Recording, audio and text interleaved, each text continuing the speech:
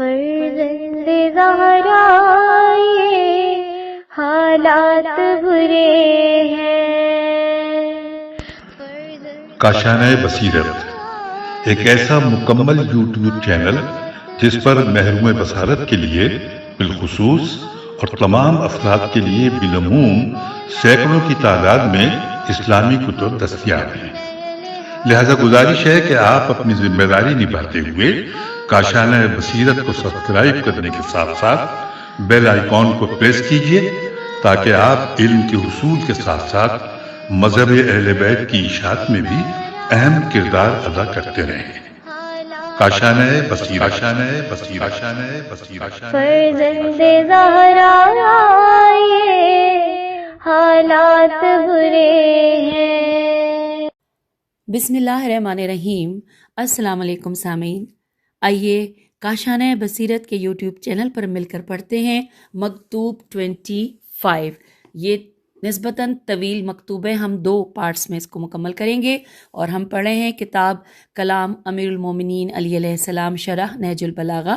تالیف آیت اللہ ناصر مکارم شیرازی، ترجمہ زیر نگرانی مولانا شہنشاہ حسین نقوی، پیشکش باب العلم دار التحقیق والیوم 9 میں یہ مکتوب ہے، مکتوب 25۔ آئیے مل کر پڑھنے کا آغاز کرتے ہیں۔ لکھا ہے کہ آپ علیہ السلام کی وصیت، جسے آپ علیہ السلام ہر اس شخص کو لکھ کر دیتے تھے جسے صدقات کا عامل قرار دیتے تھے۔ سید رضی رحمہ اللہ فرماتے ہیں کہ میں نے یہ چند جملے اس لیے نقل کر دیے ہیں کہ ہر شخص کو اندازہ ہو جائے کہ حضرت علیہ السلام کس طرح ستون حق کو قائم رکھتے تھے اور چھوٹے بڑے اہم اور معمولی معاملات میں عدل و انصاف کی مثالیں قائم کرنا چاہتے تھے۔ سامعین، اس سے پہلے کہ ہم وصیت نامے پر ایک نظر ڈالیں، آئیے سب سے پہلے مکتوب کی سند پڑھ لیتے ہیں۔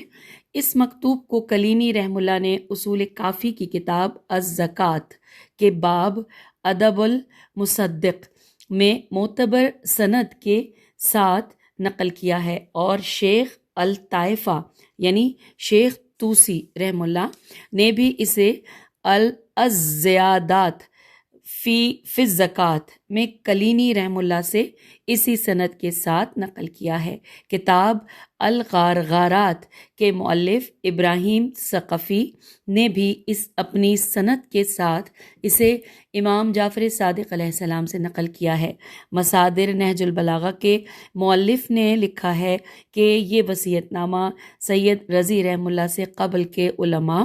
اور دانش مندوں میں معروف رہا ہے۔ من جملہ جن لوگوں نے اس وصیت نامے کو اپنی کتاب میں ذکر کیا ہے، ان میں سے شیخ مفید رحم اللہ نے کتاب مقنع میم قاف نون عین ہے میں اسے نقل کیا ہے۔ ہو سکتا ہے اس کو مقنع کہتے ہوں، میرے خیال مقنع ہی ہوگا، ہجے میں نے کر دی، تو اس میں اسے نقل کیا ہے۔ پھر وہ مؤلف مصادر نہج البلاغہ مزید لکھتے ہیں جنہوں نے سید رضی رحم اللہ کے بعد اس کو نقل کیا کہ ان میں سے ابن ادریس نے کتاب سرائر سین ر الف حمزہ ر سرائر میں سے مقنع سے نقل کیا ہے، جبکہ زمخشری نے بھی کتاب ربیع الابرار میں اسے کچھ فرق کے ساتھ ذکر کیا ہے۔ اور پھر یہاں پہ حوالہ نوٹ کیجئے، مصادر نہج البلاغہ جلد نمبر 3 صفحہ 257۔ اور اب آئیے پڑھتے ہیں وصیت نامے پر ایک نظر۔ یہ ہیڈنگ ہے۔ تفصیلات یوں ہیں کہ یہ وصیت نامہ جو امام علیہ السلام ہمیشہ زکوٰۃ جمع کرنے والوں کے ہاتھ میں دیا کرتے تھے، ان دقیق اور باریک نکات پر مشتمل ہے جو اسلامی ادب اور تمام مسلمانوں بلکہ حیوانوں سے متعلق بھی انصاف کی نہایت پاسداری کا پتہ دیتے ہیں۔ اس مکتوب کے پہلے حصے میں امام علیہ السلام زکوٰۃ جمع کرنے والوں کو یہ نصیحت فرماتے ہیں کہ قصد قربت، خالصانہ نیت اور تقوی الہی کے ساتھ اپنا فریضہ انجام دیں اور کبھی دھونس دھمکی کا سہارا نہ لیں، نیز کسی سے بھی حق الہی سے زیادہ وصول نہ کریں۔ دوسرے حصے میں جن لوگوں کے اموال میں زکوٰۃ ہے ان سے ابتدائی سلوک سے متعلق بہت دقیق اور ظریف نکات بیان فرماتے ہیں جو شفقت و محبت اور ادب پر مبنی ہیں۔ تیسرے حصے میں جس طرح قرآن اندازی کے ذریعے حق تعالی کے حق الناس سے جدا کرنے کی کیفیت کی طرف اشارہ ہوا ہے۔ اچھا، یہاں پر لفظ قرآن لکھا ہوا تھا، میں نے قرآن اندازی خود کہہ دیا، جبکہ لفظ صرف قرآن ہے، قاف رے عین ہے۔ اس کو پھر اب ہم اسی طرح پڑھتے ہیں کہ تیسرے حصے میں قرآن کے ذریعے اللہ کے حق الناس سے جدا کرنے کی کیفیت کی طرف اشارہ ہوا ہے تاکہ اس تقسیم میں کسی پر بھی کوئی زیادتی نہ ہو۔ چوتھے حصے میں زکوٰۃ کے عنوان سے حاصل کیے جانے والے جانوروں کے ساتھ نیک سلوک اپنانے کے بارے میں متعدد ہدایات فرماتے ہیں جو کہ ان حقوق سے بڑھ کر ہے جن کا حیوانوں کی حمایت کے دعوے دار اظہار کرتے ہیں۔ کلینی رحم اللہ اس مکتوب کو امام جعفر صادق علیہ السلام سے بحوالہ حضرت علی علیہ السلام نقل کرنے کے بعد مزید لکھتے ہیں کہ امام جعفر صادق علیہ السلام نے اس مقام پر گریہ فرمایا اور راوی جو برید برید بن معاویہ تھا اس سے فرمایا کہ اے برید، خدا کی قسم رسول اکرم صلی اللہ علیہ وآلہ وسلم کے بعد سبھی حرمت پامال کر دی گئی اور لوگ کتاب اللہ اور سنت رسول صلی اللہ علیہ وآلہ وسلم پر عمل کو بھلا بیٹھے اور حضرت امیر المومنین علیہ السلام کی شہادت کے بعد لوگوں میں کسی قسم کا انصاف قائم نہ ہوا۔ دلچسپ بات یہ ہے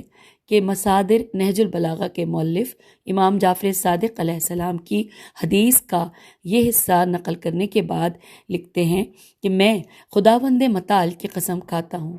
کہ اصول کافی میں کلینی رحم اللہ کی روایت میں امام جعفر صادق علیہ السلام کے اس روایت کے موقع پر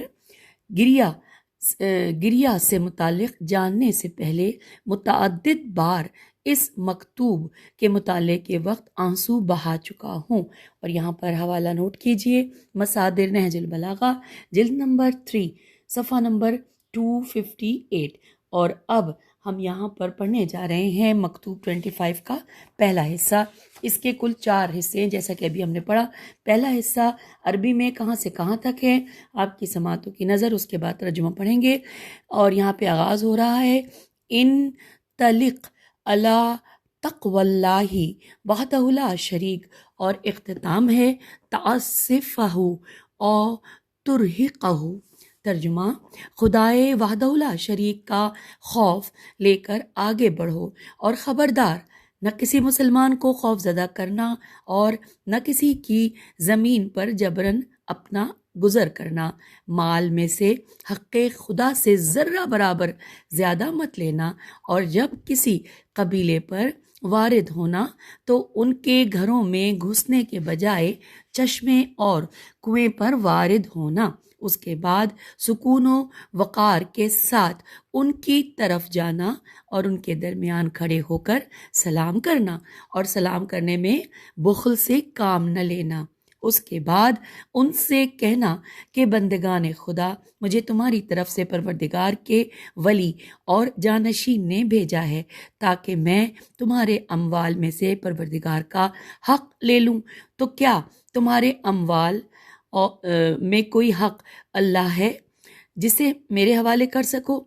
اگر کوئی شخص انکار کر دے تو اسے دوبارہ تکرار نہ کرنا، اور اگر کوئی شخص اقرار کرے تو اس کے ساتھ اس انداز سے جانا کہ نہ کسی کو خوف زدہ کرنا، نہ دھمکی دینا، نہ سختی کا برتاؤ کرنا، اور نہ بے جا دباؤ ڈالنا۔ انورٹڈ کاما یہاں پر کلوز ہو گیا۔ پہلے حصے کا ہم نے ترجمہ پڑھا اور اب پڑھتے ہیں شرح و تفسیر۔ ہیڈنگ ہے اسلامی خراج کی جمع آوری میں لوگوں پر اعتماد۔ آئیے مل کر پڑھتے ہیں۔ لکھا ہے کہ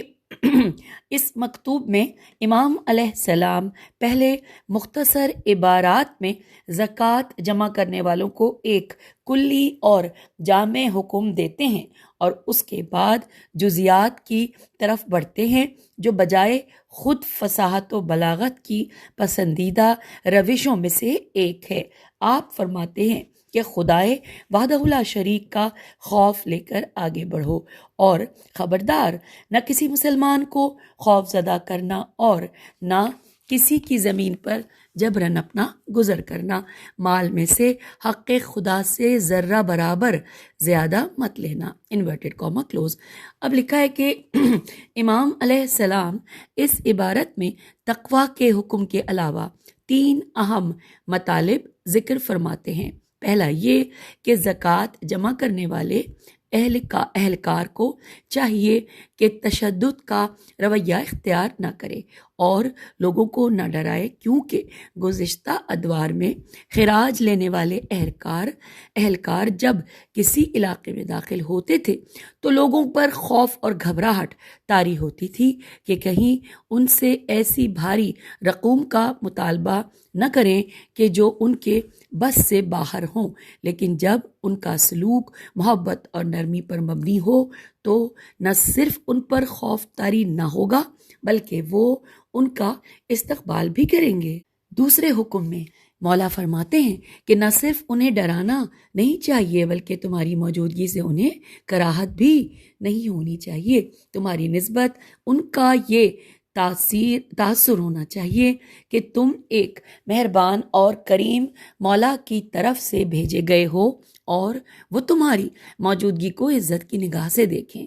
تیسرے جملے میں اللہ کے حق کو کاملاً لینے کی بابت تاکید کرنے سے پہلے فرماتے ہیں کہ ان سے اللہ کے حق سے زیادہ وصولی نہ کرنا، یہ لوگوں سے بلا وجہ اضافی وصولی سے بچے رہنے اور تقوی کی بابت تاکید ہے۔ پھر امام علیہ السلام اس کلی حکم کے بعد تفصیل اور جزیات کی طرف بڑھتے ہیں اور زکوٰۃ جمع کرنے والوں کے تمام پہلوؤں کو نیز ان کے ایسے لوگوں جن کے اموال میں حقوق الہی شامل ہیں ان سے سلوک کی کیفیت کو نہایت خوبصورت انداز میں بیان فرماتے ہیں، انورٹڈ کاما، اور جب کسی قبیلے پر وارد ہونا تو ان کے گھروں میں گھسنے کے بجائے چشمے اور کنویں پر وارد ہونا، انورٹڈ کاما کلوز۔ یہ اس نقطے کی طرف اشارہ ہے کہ خود کو لوگوں پر مسلط نہیں کرنا چاہیے، کیونکہ ممکن ہے کہ ان کی مالی حالت مہمان نوازی کی اجازت نہ دیتی ہو، جبکہ وہ فطری طور پر مہمان نوازی کے خواہاں ہوں، یا یہ کہ وہ نہ چاہتے ہوں کہ دوسرے ان کے مالی حالات سے آگاہ ہو جائیں، یا یہ کہ اگر تم کسی شخص کے پاس جاؤ تو دوسرے ناراض ہوں گے کیونکہ نمائندہ امام علیہ السلام ہمارے پاس نہیں آئے، یا یہ کہ گھر کا مالک اپنے لیے اعزاز کی توقع رکھتا ہو۔ پس ان جہات کی بنا پر امام علیہ السلام یہ حکم دیتے ہیں کہ کسی چشمے یا کنویں کے پاس پڑاؤ ڈالیں۔ چشمہ یا کنویں کے انتخاب کا سبب یہ ہے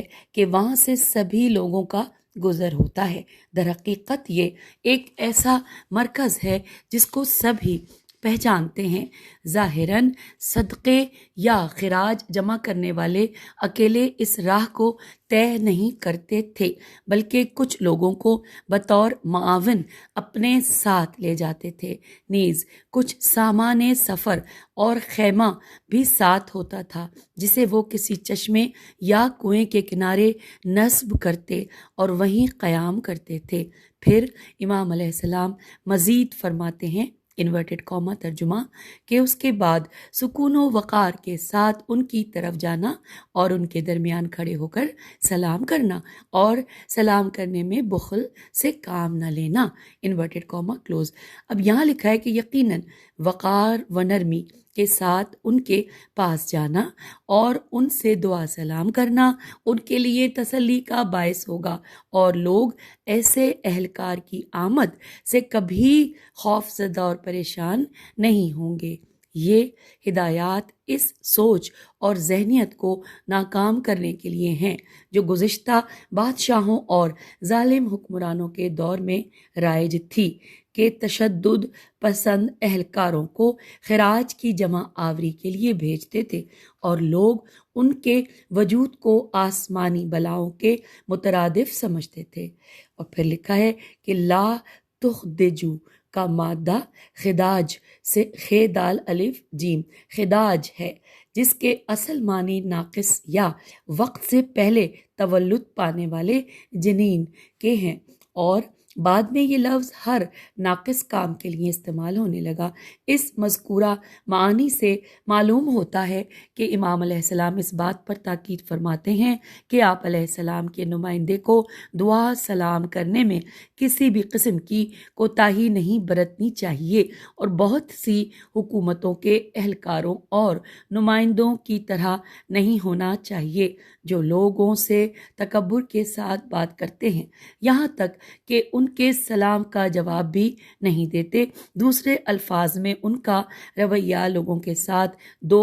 گہرے دوستوں جیسا ہونا چاہیے۔ اس کے بعد امام علیہ السلام زکوٰۃ کے مطالبے سے متعلق دو جزوی نکات کی طرف خوبصورت انداز میں توجہ دلاتے ہیں۔ ترجمہ انورٹڈ کاما کہ اس کے بعد ان سے کہنا کہ بندگان خدا، مجھے تمہاری طرف پروردگار کے ولی اور جانشین نے بھیجا ہے تاکہ میں تمہارے اموال میں سے پروردگار کا حق لے لوں۔ تو کیا تمہارے اموال میں کوئی حق اللہ ہے جسے میرے حوالے کر سکو؟ یہاں پر انورٹڈ کاما کلوز ہوا۔ پھر لکھا ہے کہ قابل توجہ نقطہ یہ ہے کہ اس عبارت میں 3 چیزوں پر تکیہ کیا گیا ہے۔ پہلی یہ کہ لوگ اللہ کے بندے ہیں، دوسری یہ کہ زکوٰۃ جمع کرنے والے ولی اللہ اور خلیفۃ اللہ کے فرستادے ہیں، تیسری یہ کہ جو چیز لی جا رہی ہے وہ حق اللہ ہے جو ان کے اموال میں موجود ہے۔ یہ تعبیرات ہر سننے والے کے دل کو نرم کرتی ہیں اور اسے زکوٰۃ کی ادائیگی پر آمادہ کرتی ہیں، نیز ان کی نفسیات پر اس قدر اثر انداز ہوتی ہیں کہ وہ بڑے شوق و رغبت کے ساتھ زکوٰۃ کو ادا کرتا ہے۔ وہ اپنے تئیں سوچتا ہے کہ ولی اللہ کا نمائندہ آیا ہے اور مجھے بندہ خدا کہہ کر پکار رہا ہے، پھر یہ کہ یہ حق خدا کے علاوہ کوئی اور چیز نہیں مانگی ہے۔ اور اس کے بعد لکھا ہے کہ یہ جملہ کہ فَحَلْ لِلَّهِ فِي أَمْوَالِكُمْ کا جملہ اور اس کے بعد کے جملے آج کے دور میں بعض علاقوں میں اخذ خراج کے لیے اپنائی جانے والی پیش رفتہ ترین روشوں میں سے ایک کی طرف اشارہ ہے، اور وہ خود لوگوں پر اعتماد کرنا ہے، یعنی انہیں امین اور سچا ماننا اور انہی سے زکوٰۃ کے بارے میں تفصیلات معلوم کرنا۔ تجربے سے یہ بات ثابت ہوئی ہے کہ اس طرح کے اعتماد کی فضا قائم کرنے کے بڑے مثبت نتائج برآمد ہوتے ہیں، اور اگر اس کے برعکس لوگوں کو جھوٹا اور خیانت کار سمجھتے ہوئے ان کے ساتھ قرض خواہ اور قرض دار جیسا نامناسب سلوک اپنایا جائے تو یہ اس بات کا سبب ہوگا کہ وہ اپنے اموال کو چھپا لیں اور جہاں تک ممکن ہو سکے اسلامی خراج کی ادائیگی سے گریز کریں، اور آج کی اصطلاح میں اپنے پاس 2 رجسٹر رکھیں، ایک حقیقی حساب و کتاب کے لیے اور دوسرا حکومتی اہلکاروں کے لیے۔ اور اب آئیے اگلے پیراگراف کی جانب لکھا ہے کہ پھر یہ نقطہ بھی قابل توجہ ہے کہ ہمارے دور اور ہمارے ملک میں حالیہ برسوں میں خراج وصول کرنے والوں کے ذریعے اس روش کا تجربہ کیا گیا ہے، جس کا نتیجہ محصولات پر ٹیکس کی شرح میں اضافہ تھا۔ خمس کے مسئلے میں بھی ہماری روایتی روش سے متعلق مطلب بالکل اسی طرح ہے کہ با ایمان لوگ الہی جذبے سے سرشار ہو کر علماء دین کی تلاش میں جاتے ہیں اور اپنے اموال کا مکمل باریک بینی سے حساب و کتاب کر کے انہیں دکھا دیتے ہیں تاکہ ان کے خمس کا تعین کریں بغیر اس کے کہ کوئی جبر و زبردستی ہو۔ البتہ جو کچھ کہا گیا وہ ان تمام لوگوں کے لیے ایک عمومی اصل اور قاعدہ ہے جن کے اموال میں زکوٰۃ موجود ہے، لیکن ممکن ہے کہ اس حکم میں نرمی کا رویہ رکھنے میں کچھ استثناء بھی پائے جاتے ہوں، یعنی ممکن ہے کچھ طاقتور عناصر اسلامی حکومت کے مقابلے میں ڈٹتے ہوئے زکوٰۃ کی ادائیگی سے انکار کریں، تو ایسے مقامات پر حکومت کو چاہیے کہ ان کا مقابلہ کر کے ان سے زبردستی زکوٰۃ وصول کرے۔ امام علیہ السلام اس کلام کے تسلسل میں مزید فرماتے ہیں انورٹڈ کاما کہ اگر کوئی شخص انکار کر دے تو اس سے دوبارہ تکرار نہ کرنا، اور اگر کوئی شخص اقرار کرے تو اس کے ساتھ اس انداز سے جانا کہ نہ کسی کو خوف زدہ کرنا، نہ دھمکی دینا، نہ سختی کا برتاؤ کرنا اور نہ ہی بے جا دباؤ ڈالنا، انورٹڈ کاما کلوز۔ دلچسپ بات یہ ہے کہ امام علیہ السلام اس شخص کے بارے میں جس کے اموال میں زکوٰۃ پائی جاتی ہے نہایت محبت و شفقت کا اظہار کرتے ہوئے 4 نہایت مختصر جملوں میں 4 ہدایات دیتے ہیں۔ پہلی یہ کہ اسے ڈرانا نہیں چاہیے، مثلاً ایسا نہیں کہنا چاہیے کہ اگر زکوٰۃ پوری نہیں دو گے تو سزا دی جائے گی۔ دوسری یہ کہ اسے دھمکاتے ہوئے کوئی چیز نہ لے۔ تیسری یہ کہ زکوٰۃ لینے میں سختی کا مظاہرہ نہ کرے، اور چوتھی یہ کہ اس کے لیے کوئی مشکلات کھڑی نہ کرے، یعنی اس کے ساتھ بالکل اسی طرح برتاؤ کرے جیسے کہ ایک مہربان، بردبار اور بزرگ شراکت دار کیا کرتا ہے۔ اب اگر وہ اپنے اموال میں حق اللہ کی موجودگی کا اعتراف کرے تو اس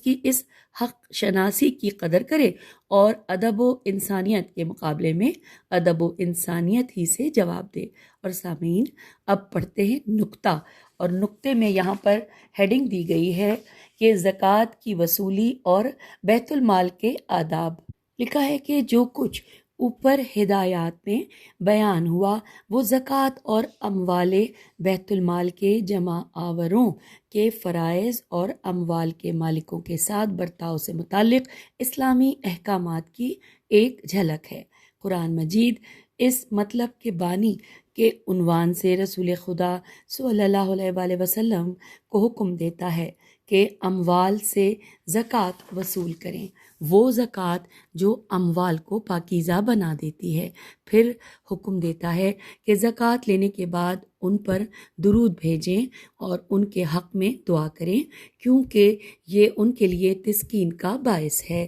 اب یہاں پر لکھا ہے انورٹڈ کاما میں ہم ترجمہ پڑھتے ہیں کہ آپ ان کے اموال کی زکوٰۃ وصول کیجیے تاکہ ان کو پاک کیجیے اور اس کے ذریعے ان کے باطن کا تزکیہ کیجیے اور ان کے لیے دعا کرتے رہیے، بے شک آپ کی دعائیں ان کے لیے باعث سکون اور اللہ خوب سننے والا، خوب جاننے والا ہے۔ اب یہاں پر انورٹڈ کاما کلوز ہو گیا، اور اس کے بعد لکھا ہے کہ اس سلسلے میں کتب احادیث میں بھی بہت سی روایات نقل ہوئی ہیں جن میں کافی تفصیلات بیان ہوئی ہیں۔ علامہ مجلسی رحمہ اللہ نے بہار الانوار کی جلد 94 باب نمبر 9 میں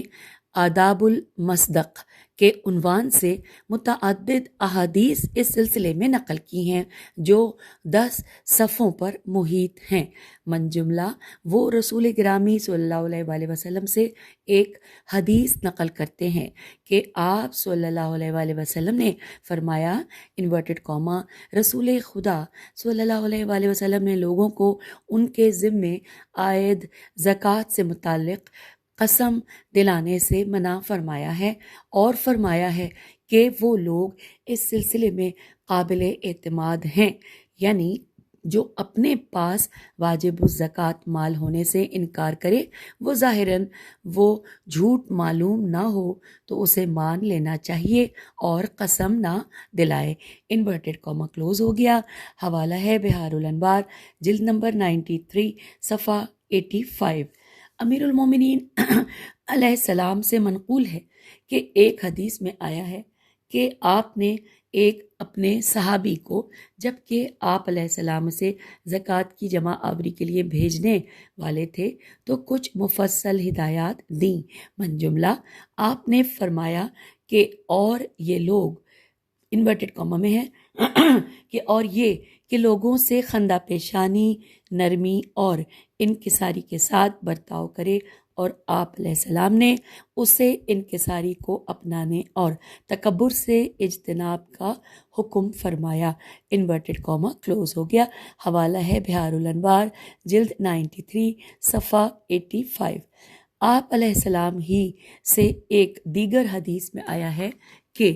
ترجمہ: خشک سالی میں زکوٰۃ کی وصولی میں تاخیر کرو یہاں تک کہ خشک سالی ختم ہو جائے۔ حوالہ ہے وہی یعنی کہ بہار الانوار، جلد نمبر 93، صفحہ نمبر 85۔ پھر لکھا ہے کہ شیخ حر عاملی رحم اللہ نے بھی کتاب وسائل الشیعہ کی جلد نمبر 6، کتاب الزکوٰۃ، باب 14 میں اس بارے میں متعدد احادیث نقل کی ہیں، اور مجموعی طور پر یہ احادیث اس بات کی نشاندہی کرتی ہیں کہ اسلام نے اسلامی خراج کی وصولی کے وقت ہر قسم کے تشدد اور سختی سے منع کیا ہے، اور زکوٰۃ ادا کرنے والوں کے ساتھ نہایت نرمی کا حکم دیا ہے۔ دوسرے الفاظ میں زکوٰۃ کی ادائیگی کو انسانی اور اخلاقی مسئلے میں تبدیل کیا ہے کہ ایماندار لوگ اس میں سبقت کریں اور اس کی معنوی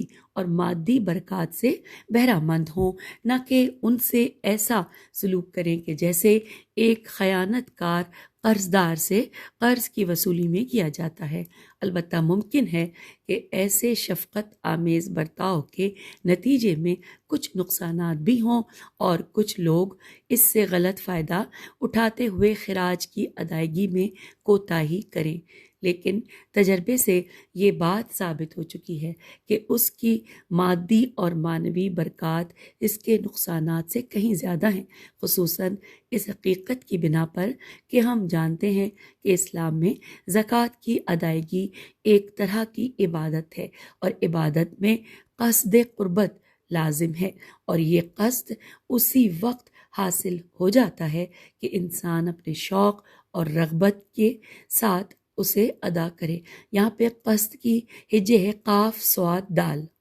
پھر لکھا ہے کہ کلینی نے اصول کافی کی تیسری جلد میں باب آداب المصدق میں اس بارے میں 8 روایات نقل کی ہیں، جن میں رحمت، ادب اور اسلامی ادب کی مثالیں پیش کی ہیں۔ من جملہ یہ کہ جب امیر المومنین علیہ السلام نے طائفہ بنی ثقیف کے ایک شخص کو اطراف کوفہ کی کسی آبادی کی طرف حاکم کے عنوان سے بھیجنے کے لیے انتخاب فرمایا تو آپ علیہ السلام نے اسے لوگوں کے سامنے یہ حکم فرمایا کہ خراج کی وصولی میں کوتاہی نہ برتے، یہاں تک کہ اس میں سے 1 درہم بھی ترک نہ کرے۔ پھر فرمایا کہ جب اپنے متعلقہ علاقے میں جانا چاہو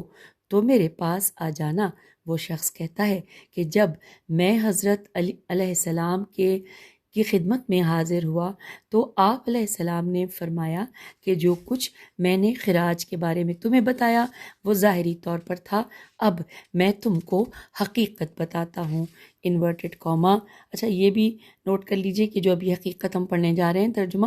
یہ حوالہ ہے اصول کافی جلد نمبر 3 صفحہ نمبر 540 اور حصہ نمبر 8۔ انورٹڈ کاما، خبردار ایسا نہ ہو کہ تم 1 درہم خراج کی خاطر کسی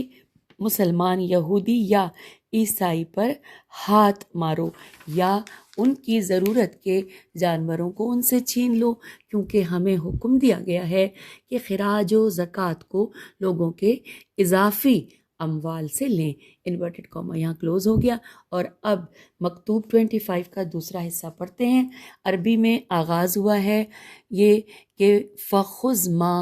آتاک من ذہب او فضۃ، اور اختتام ہے ولا ملغب ولا متعب۔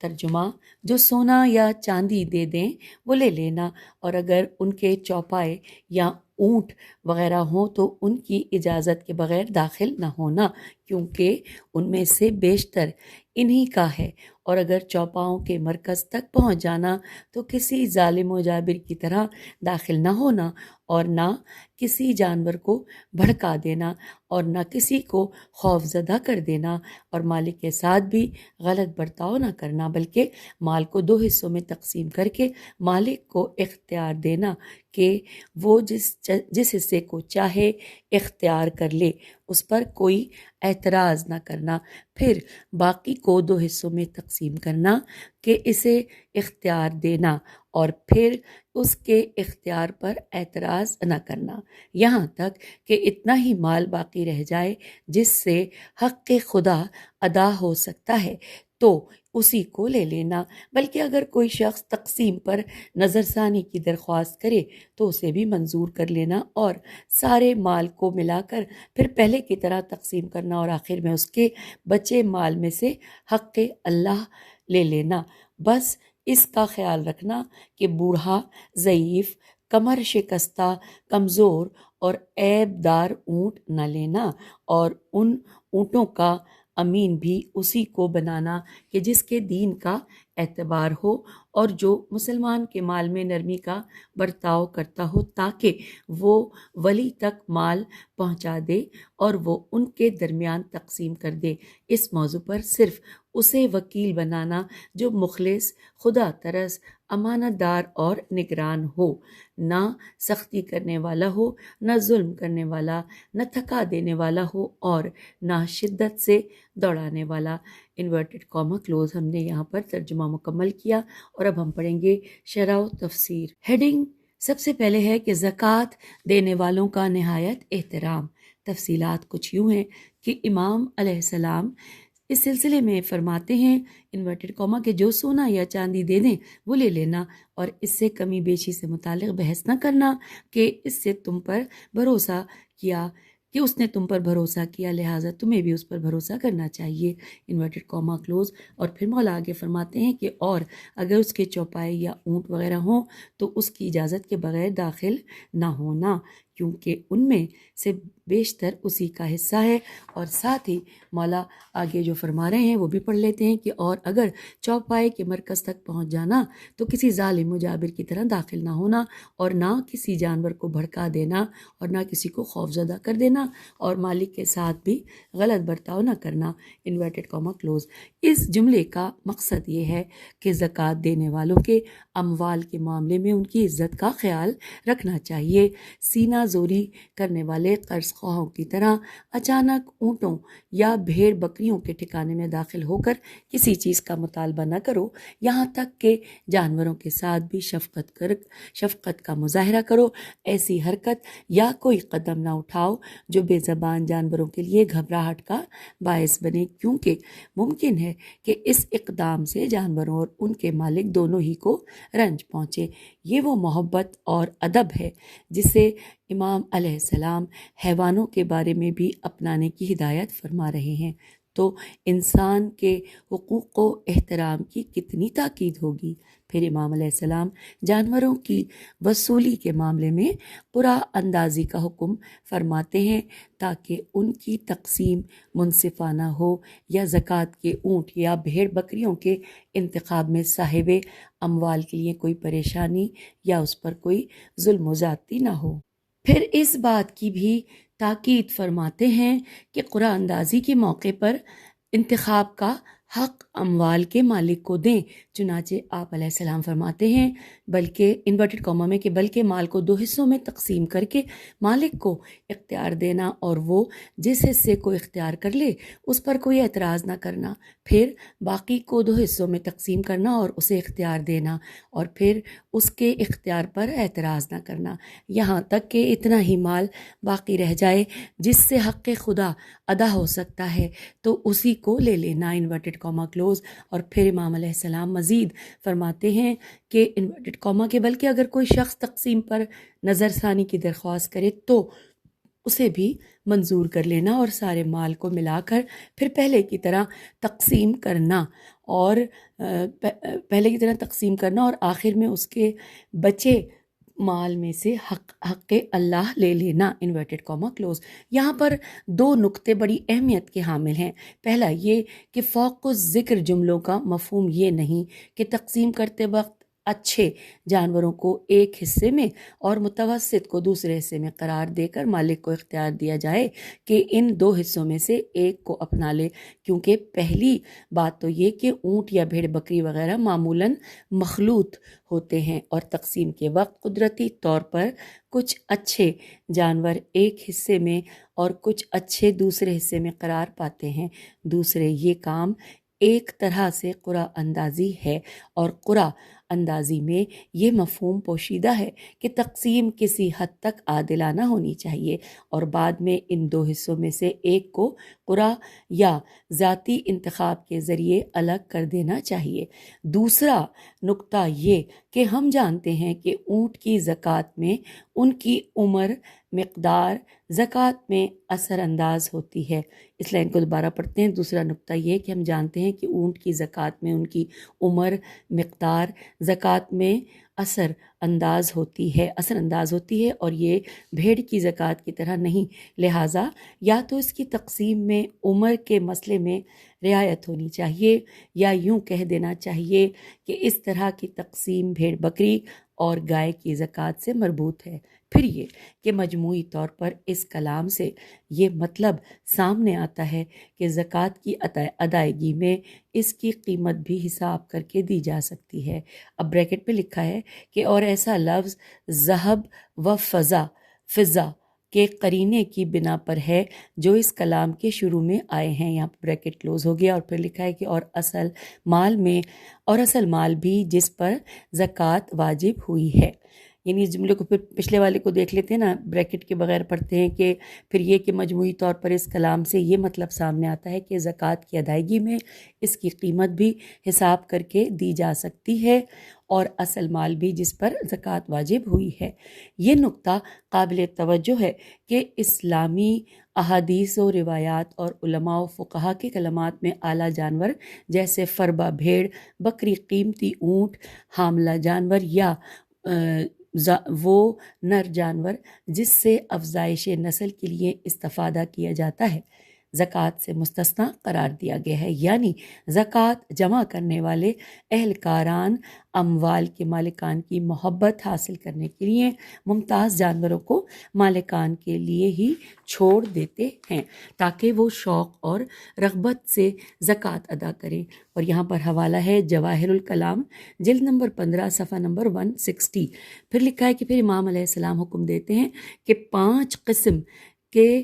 کم قیمت اور نقص والے جانور زکوٰۃ کے طور پر نہیں لیے جانے چاہیے۔ اور اب یہاں لکھا ہے انورٹڈ کاما میں کہ بس اس کا خیال رکھنا کہ بوڑھا، ضعیف، کمر شکستہ، کمزور اور عیب دار اونٹ نہ لینا، انورٹڈ کاما کلوز۔ اس بات کے پیش نظر کہ اود، عین واو دال عین پہ فتح ہے، اود اود نہیں بلکہ اود، اور حرم ہیرے میم حرم دونوں ہی کے معنی بوڑھے جانور کے ہیں، ایسا معلوم ہوتا ہے کہ اود سے مراد وہ جانور ہیں جن کی کچھ عمر ہو سکتی ہے، اور حرم سے مراد بالکل ہی بوڑھے اور فرتوت جانور ہیں، فیرے تے واو تے۔